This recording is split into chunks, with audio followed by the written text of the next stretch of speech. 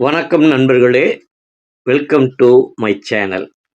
தமிழர் திருநாளாம் பொங்கல் திருநாள் வாழ்த்துக்கள் என்னுடைய சப்ஸ்கிரைபர்களுக்கும் நண்பர்களுக்கும். மகாபாரத போர்க்களம். அம்பு படுக்கையில் விழுந்து கிடக்கிறான் கர்ணன். மரணம் அவனை நெருங்கிக் கொண்டிருக்கும் வேளையில் அந்தணர் வேடத்தில் வந்த பரமாத்மா அவனிடம் உன் புண்ணியத்தை தானமாக கொடு என்று கேட்கிறார். கர்ணன் தன் உடலில் பாய்ந்த அம்புகளை பிடுங்கி வழிந்த குருதியை கைகளில் ஏந்தி தன் வாழ்நாள் முழுவதும் சம்பாதித்த புண்ணியங்கள் அனைத்தையும் தாரை வார்த்து கொடுக்கிறான். கர்ணன் படத்தில் இந்த காட்சியை பார்க்கும்போது நமக்குள் ஒரு கேள்வி எழும்.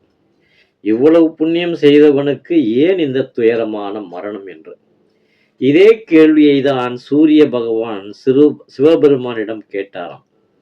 இன்று நாம் பார்க்க போகும் தலைப்பு, கர்ணன் ஏன் இறந்தான், தர்மமும் தானமும் ஒன்றா என்பதுதான்.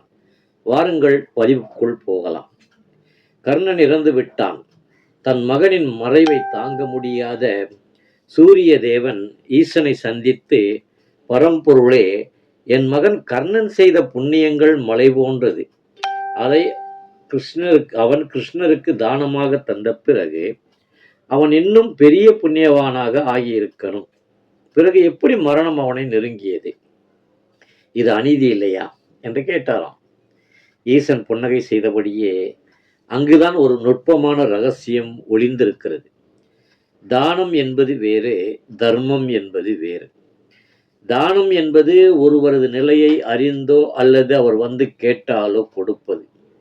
ஒருவர் பசியால் வந்து உணவு கேட்கிறார். அவரது கஷ்டத்தை பார்த்து மற்றவர்கள் சொல்லியோ அல்லது நீங்களாகவோ உணர்ந்து கொடுப்பது தானம். இது ஒரு கடமை அல்லது மனிதாபிமானம். இது புண்ணிய கணக்கில் பெரிய மாற்றத்தை ஏற்படுத்தாது. ஆனால் தர்மம் என்பது மிக உயர்ந்தது. எவரும் கேட்காமல் தன்னிடம் உதவி பெறப் போகிறவர் யார் என்றே தெரியாமல் அவர் அறியா வண்ணம் அவர் நிலை அறிந்து கொடுப்பதுதான் தர்மம். அதாவது பசியோடு இருக்கும் ஒருவர் கேட்பதற்கு முன்பே அவர் பசியை அறிந்து உணவிடுவது தர்மம். கர்ணன் தன் வாழ்நாள் முழுவதும் செய்தவை இத்தகைய தர்மங்கள் தான். அந்த தர்மங்கள் தான் அவனுக்கு கவசமாக நின்று காலனை தடுத்தது. கர்ணனிடம் இருந்த தர்ம புண்ணியங்களை கிருஷ்ணன் வந்து கேட்டபோதே கர்ணன் அதை தானமாக கொடுத்து விட்டான். எப்போது ஒரு தர்மம் கேட்கப்படுகிறதோ அது தானமாக மாறிவிடுகிறது. தானமாக தாரை வார்த்து தந்த அந்த புண்ணியம் அடுத்த நொடியே கர்ணனை விட்டு அகன்று கிருஷ்ணரை சென்றடைகிறது. தர்ம கவசம் விலகியதால் கர்ணன் ஒரு சாதாரண மனிதன் ஆனான். அதனாலேயே மரணம் அவனை மிக எளிதாக நெருங்கியது என்று சொன்னாராம். நண்பர்களே, இந்த கதை நமக்கு சொல்லும் பாடம் என்னவென்றால், கேட்டுக் கொடுப்பது தானம், கேட்காமல் அளிப்பது தர்மம்.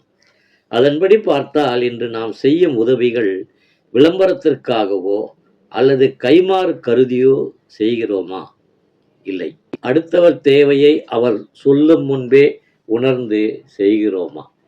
தர்மம் தலை காக்கும் என்று பெரியவர்கள் சொல்வார்கள். அது எப்படிப்பட்ட தர்மம் என்பதை நாம் தான் முடிவு செய்ய வேண்டும். அடுத்த முறை ஒருவருக்கு உதவும் போது அவர் கேட்கும் வரை காத்திருக்காமல் உதவுவதுதான் நல்லது. இந்த பதிவு உங்களுக்கு பிடித்திருந்தால் லைக் பண்ணுங்க, ஷேர் பண்ணுங்க, மறக்காம சப்ஸ்கிரைப் பண்ணுங்க. மீண்டும் இன்னொரு பதிவுடன் உங்களை சந்திக்கிறேன். நன்றி, வணக்கம்.